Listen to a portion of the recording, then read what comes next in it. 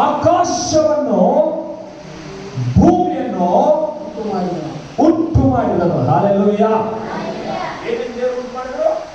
ಆಕಾಶವನ್ನ, ಭೂಮಿಯನ್ನ ದೇವರು ಉಂಟು ಮಾಡಿದ. ಆದ್ರೆ ಆಕಾಶ ಅನ್ನುವಂತ ಪದಕ್ಕೆ ಇಂಗ್ಲಿಷ್ ನಲ್ಲಿ ನಾವು ನೋಡ್ತಾರೆ, in the beginning god created the Heaven and earth. Hallelujah. ಅಂದ್ರೆ ಪ್ರಾರಂಭದಲ್ಲಿ ದೇವರು ಹೆವೆನ್ ಅಂದ್ರೆ ಏನ್ರಿ?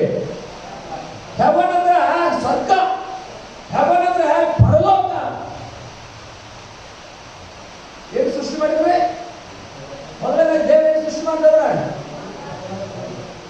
ಪರಲೋಕವನ್ನ, ಭೂಮಿಯನ್ನ ಸೃಷ್ಟಿ ಮಾಡಿದ. ಹಲ್ಲೆಲೂಯಾ. ದೇವರು ಬೀಳಿಸಿಕೊಂಡ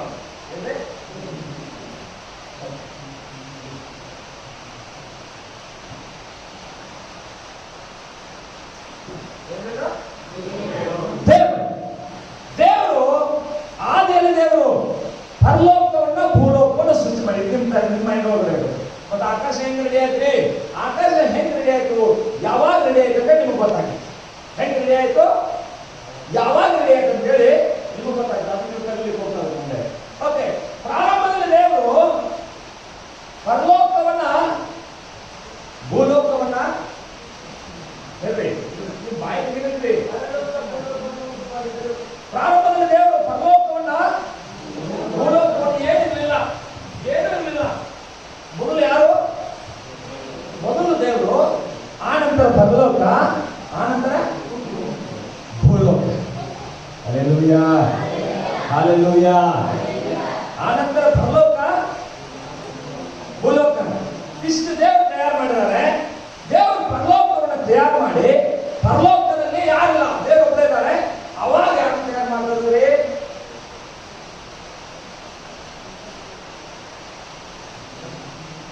ಯಾಕೆ ತಯಾರು ಮಾಡ್ತಿದ್ರಿ? ಯಾಕೆ ತಯಾರು ಮಾಡ್ತಿದ್ರಿ? ದೂತರನ್ನ ತಯಾರು ಮಾಡ್ತಾರೆ. ಮೊದಲು ಯಾರೇ? ಎರಡನೇ ಯಾರು? ದೂತರು. ಈ ದೂತರನ್ನ ತಯಾರು ಮಾಡ್ತಾರೆ. ದೂತರನ್ನ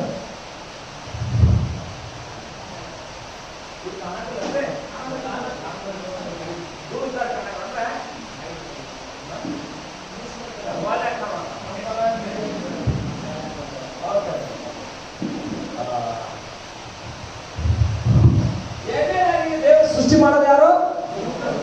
ದೂತರನ್ನ ದೇವರು ಸೃಷ್ಟಿ ಮಾಡ್ತಾರೆ. ದೂತರನ್ನ ಯಾವುದನ್ನ ದೇವರು ಸೃಷ್ಟಿ ಮಾಡಿದ್ರಂದ್ರೆ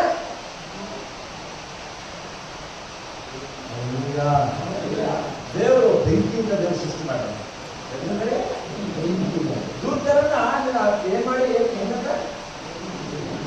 ಹಲ್ಲೆಲೂಯಾ, ಹಲ್ಲೆಲೂಯಾ.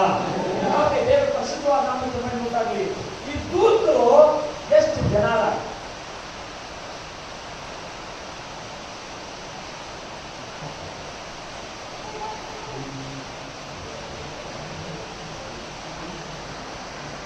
ಎಷ್ಟು ಜನ ಅಂದರೆ 3 ತಂಡದ ದೂತರು.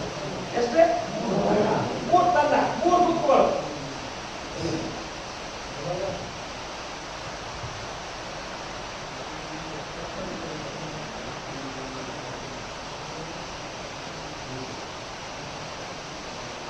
ಇನ್ನೊಂದು ತಂಡ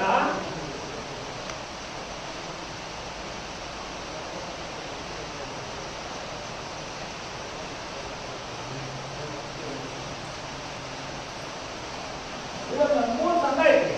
ಈ 3 ತಂಡಗಳಿಗೆ ಒಂದೊಂದು ಹೆಸರಿದೆ. ಏನೇನು ಹೆಸರಿದೆ?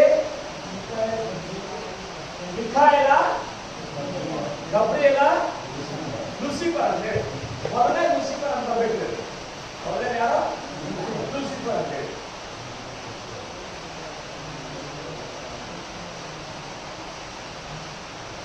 ಎರಡನೇದು ಗಬ್ರಿಯೇಲ.